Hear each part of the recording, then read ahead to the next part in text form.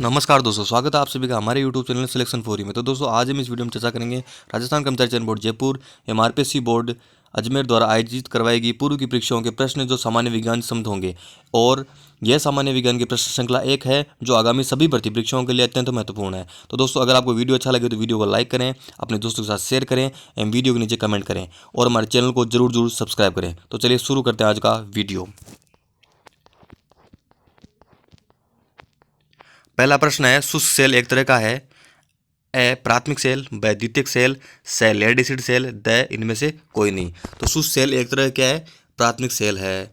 तो अब अपन जानते हैं कि प्राथमिक सेल क्या होता है। देखो, प्राथमिक सेल वे सेल होते हैं जिनको अपन लाइफ में एक बार ही काम में ले सकते हैं। यानी शुष्क सेल को अपन एक बार चार्ज करने के बाद में एक बार ही काम में ले सकते हैं, उसके बाद में वो वेस्ट हो जाता है। ठीक है। उसके बाद में ये वजन में हल्के होते हैं, इनकी जो कम जीवन होता है इनका। और शुष्क सेल का अन्य उदाहरण, ये प्राथमिक सेल का अन्य उदाहरण ये होता है डेनियल सेल, लेग्नांसी सेल और शुष्क सेल।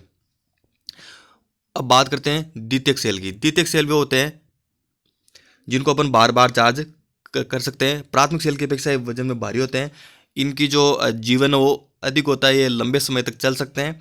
और इनके जो एग्जाम्पल है वो लेड एसिड सेल हो गया, निकल सेल हो गया और सीसा संचायक सेल, जिसको अपन इंग्लिश में लेड एसिड सेल भी बोलते हैं। तो इसमें सही ऑप्शन है वो लेड एसिड सेल, तो द्वितीयक सेल का एग्जाम्पल हो गया। तो इसमें आंसर आ जाएगा ए प्राथमिक सेल। फिर देखिए अगला प्रश्न, देखिए एक इलेक्ट्रॉन पर आवेश की प्रकृति होती है। तो एक इलेक्ट्रॉन पर आवेश की प्रकृति कैसी होती है, ऋणात्मक होती है। ठीक है। अब मैं आपको बता दूं कि इलेक्ट्रॉन पर आवेश -1.6 इंटू 10⁻⁻19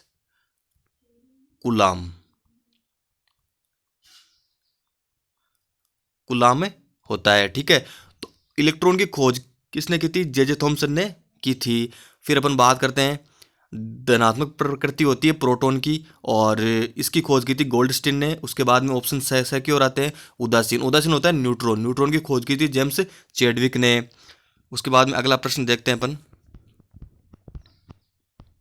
मानव जाति में लिंग निर्धारण किस विधि पर आधारित है। ए ऑप्शन है XO, ब है XX और स XXXY और द है JW। तो इसमें आंसर हो जाएगा स XXXY, क्योंकि इसमें मादा में लिंग गुणसूत्र होता है XX और पुरुष में होता है XY। तो इसका ऑप्शन से राइट हो जाएगा।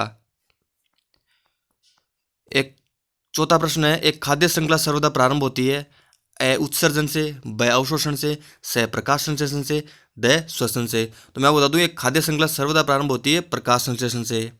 प्रकाश संश्लेषण से इसलिए होती है कि देखो ये सूर्य हो गया कोई, मान लो यहाँ सूर्य है, ठीक है, और यहाँ ये पेड़ है। ठीक है। तो ये पेड़ सबसे पहले क्या होगा, इससे प्रकाश लेगा, तो यहाँ कौन सी प्रक्रिया होगी, प्रकाश संश्लेषण प्रक्रिया। उसके बाद में इस पेड़ को खाएगा कौन, खरगोश खा गया मान लो। ठीक है। खरगोश को फिर कौन खा गया, कोई दूसरा जीव खा गया, कुत्ता खा गया मान लो। उसके बाद में इसको लास्ट में जाके शेर खा गया। ठीक है। तो ये सर्वाहारी शेर होता है। ठीक है। तो अब इसमें आंसर क्या हो जाएगा, प्रकाश संश्लेषण हो जाएगा अपना। उसके बाद में डी देखिए, पांचवा प्रश्न है, आरएच रोग का कारण है। भाई आरएच रोग का लक्षण क्या क्या है, कारण या लक्षण क्या क्या है वो पूछा है इसने। ए तेज हृदय गति, ब ऊर्जा की कमी, स बड़ा पेट, द ये सभी। तो इसमें आंसर हो जाएगा द ये सभी। तो अब अपन जानते हैं कि ये आरएच रोग वास्तव में होता क्या और ये क्यों होता है। देखो, जब समान समान आरएच वाले की, यानी आरएच पॉजिटिव पुरुष की शादी आरएच पॉजिटिव महिला से, या आरएच पॉजिटिव पुरुष की शादी आरएच पॉजिटिव महिला से, आरएच नेगेटिव पुरुष की शादी आरएच नेगेटिव, यानी समान समान में कोई दिक्कत नहीं होती और हमेशा समान ही होना चाहिए। लेकिन यदि अपन पिता आरएच पॉजिटिव है और माता आरएच नेगेटिव है, तो इनमें एक आरएच रोग नाम का एक रोग पाया जाता है। तो इसमें क्या होता है कि जो प्रथम संतान है वो तो बिल्कुल सामान्य होती है, लेकिन दूसरी जो संतान है उसकी मृत्यु हो जाती है। दूसरी संतान की मृत्यु इसलिए होती है क्योंकि दूसरी संतान का जैसे जन्म होगा उसी हिसाब से वो जो माता है उसके अंदर आरएच एंटीबॉडी बनना स्टार्ट हो जाता है।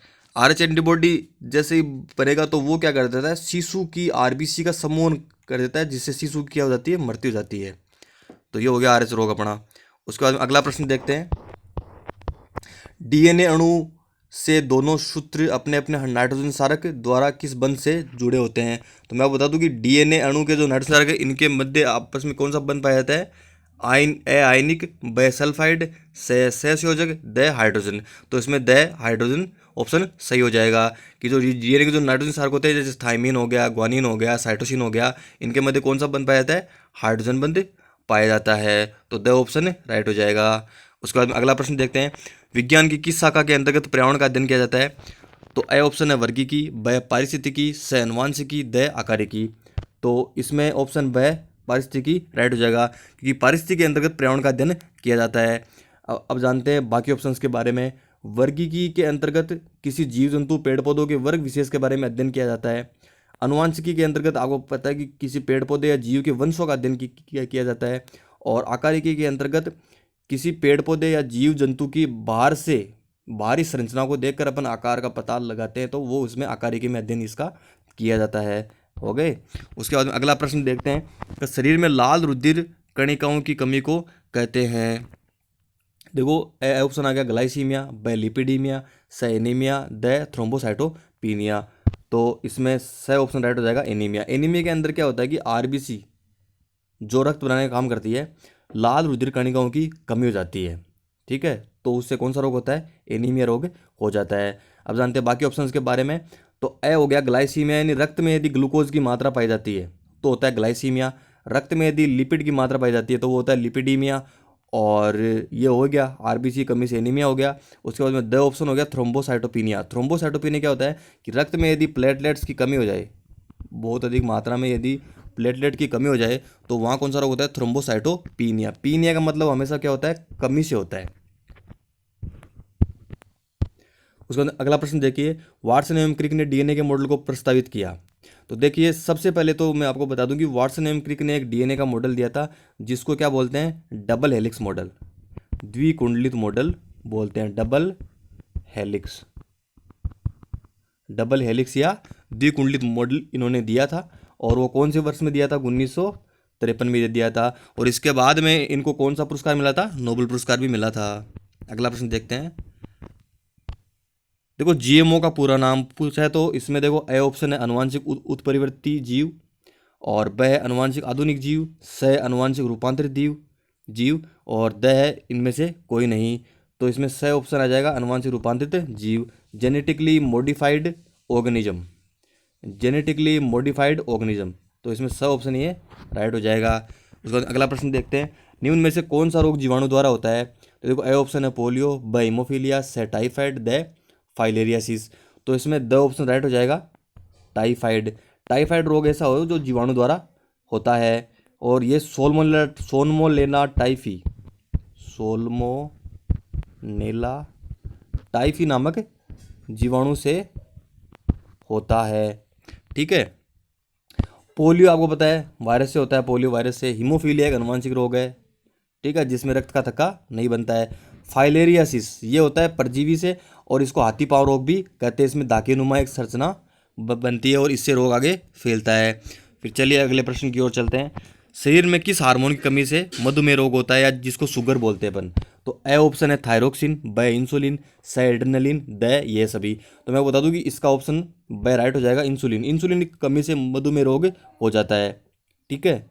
और इंसुलिन क्या काम करता है, शरीर के अंदर ग्लूकोज की मात्रा को नियंत्रित करता है। तो शरीर में जब बहुत ज़्यादा ग्लूकोज की मात्रा बढ़ जाती है तो वो रक्त में आने लग जाती है, इससे प्रॉब्लम होती है और इससे मधुमेह रोग हो जाता है, जिसको डायबिटीज़ भी बोलते हैं अपन। थायरोक्सिन है, थायरोक्सिन की कमी के कारण थायराइड रोग हो जाता है, ये एक हार्मोन का प्रकार है। और स है एड्रीनलिन। एड्रीनलिन भी क्या है, एक प्रकार का हार्मोन है जो एड्रिनल ग्रंथि द्वारा स्रावित होता है और इसको करो या मरो हार्मोन भी कहते हैं, करो या मरो हार्मोन भी कहते हैं। तो इसमें ब ऑप्शन अपन को राइट हो जाएगा भाई। इंसुलिन की कमी से कौन सा रोग होता है, मधुमेह रोग होता है। किसके द्वारा अधिकतम सूर्य ऊर्जा ग्रहण की जाती है। तो ए है घास, ब वृक्ष, श शैवाल, द जंतु। तो इसका आंसर हो जाएगा शैवाल। शैवाल इसलिए होगा क्योंकि देखो ये पृथ्वी है, पृथ्वी का जो 80% भाग है उस पर क्या पाया जाता है, लगभग 78 से 80% भाग में क्या पाया जाता है, जल पाया जाता है।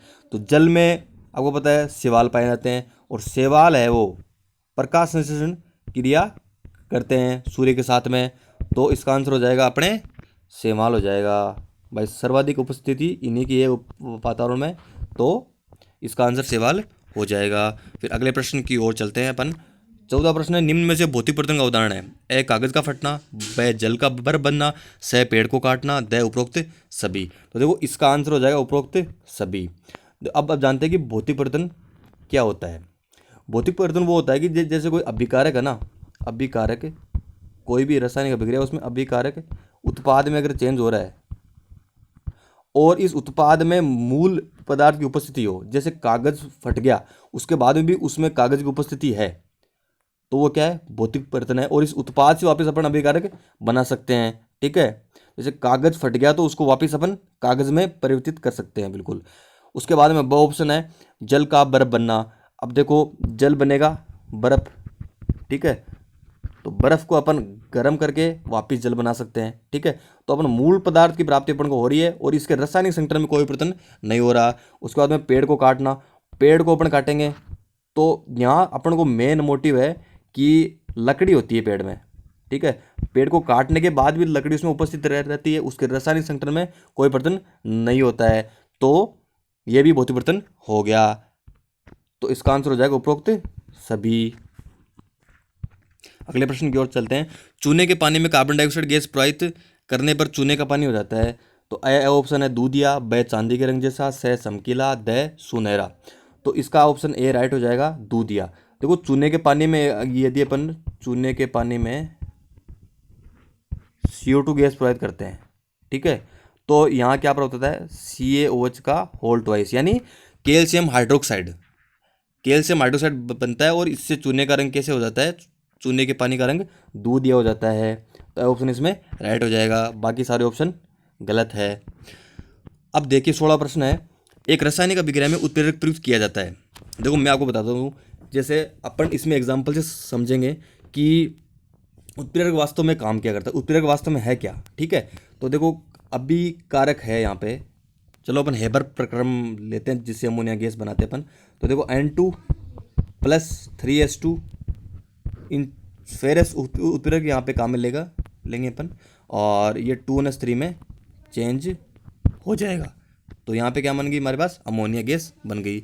लेकिन अब ये फेरस जो है ना, लोहा, ये क्या करेगा, ये यहाँ पे तो देखो उत्प्रेरक वर्धक का काम कर रहा है। उत्प्रेरक मैं आपको बताता हूँ, उत्प्रेरक है ना, उत्प्रेरक कुछ भी नहीं करता है। उत्प्रेरक दो काम करता है, या तो अभिक्रिया की गति को बढ़ा देता है या अभिक्रिया की गति को कम कर देता है। उत्प्रेरक दो काम करता है।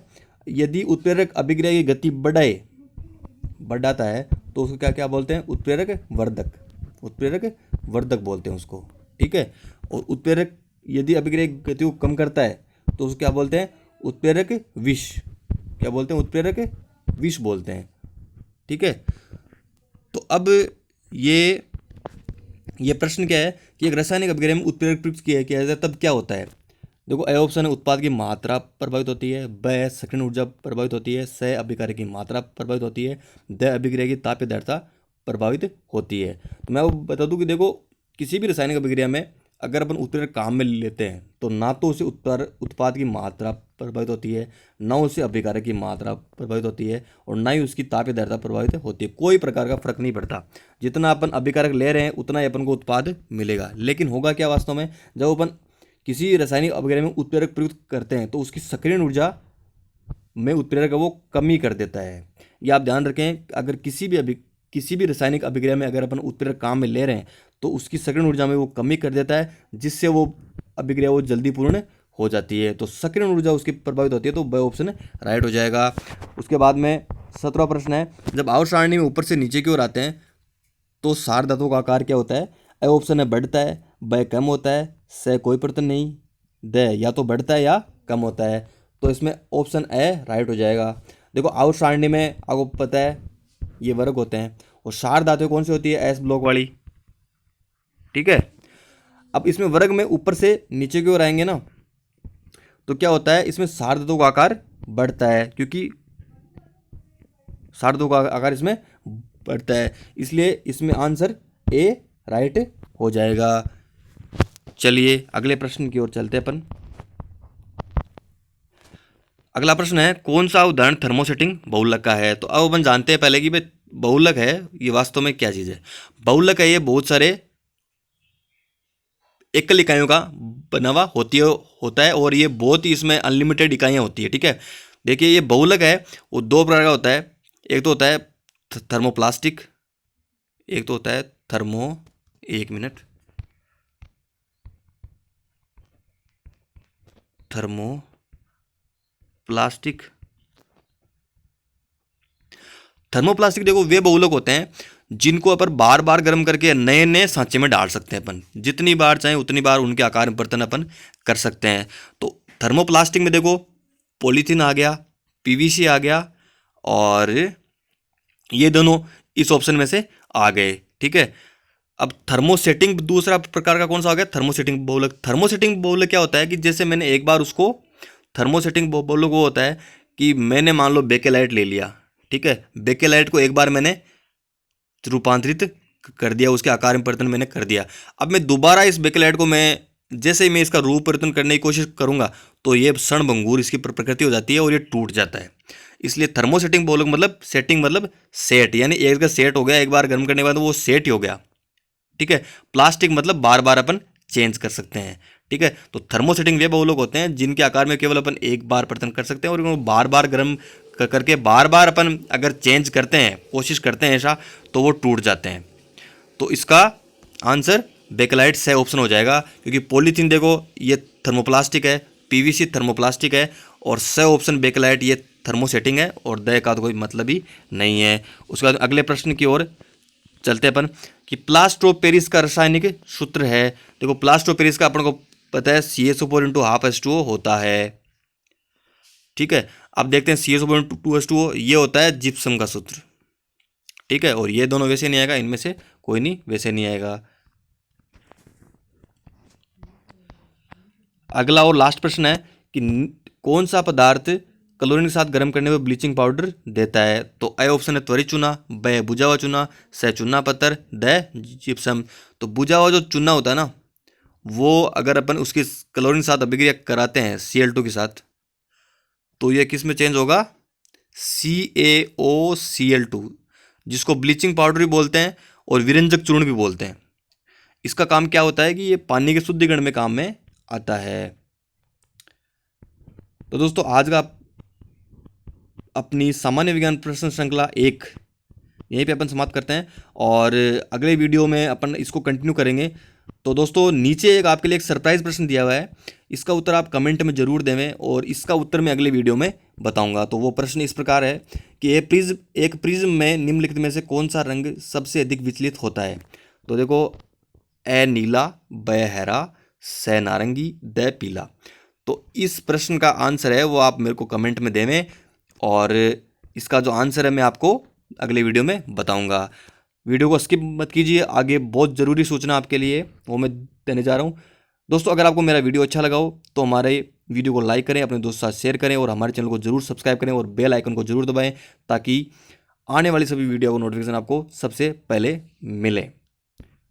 एक ज़रूरी सूचना आप सभी के लिए ये है कि दोस्तों अगर आप राजस्थान पुलिस, राजस्थान पटवारी भर्ती परीक्षा 2020, Rajasthan high court group D, Rajasthan high court LDC और रिट भर्ती परीक्षा 2020 first grade, second grade, third grade, SSC, railway, किसी भी राज्य से आप संबंधित तैयारी करते हो आप, तो आपके लिए खुशखबरी ये है कि हमारी टीम सिलेक्शन फॉर यू द्वारा एक टेलीग्राम ऐप है, उस पर ऑनलाइन क्विज टेस्ट सीरीज आयोजित करवाई जा रही है, जिसमें प्रत्येक दिन आपको विषयवार टॉपिक पहले दिन दिए जाते हैं, है ना। जैसे आज जैसे टॉपिक दे दिए तो उनका कल टेस्ट होगा।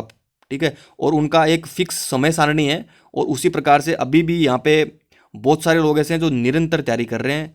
इस टेस्ट प्रतियोगिता को चलते हुए 2 महीने हो चुके हैं, और टेस्ट कंप्लीट होने के बाद में आपको टॉप 20 की रैंक और उसी समय और हैंड टू हैंड जितनों ने टेस्ट दिया है वो सारी सूचना आपको हैंड टू हैंड दी जाती है। तो दोस्तों हमारे टेलीग्राम चैनल और टेलीग्राम क्विज ग्रुप में जुड़ने के लिए नीचे लिंक दी गई है, उस पर क्लिक करें और आज इस स्वर्णिम अवसर का फ़ायदा उठाएं।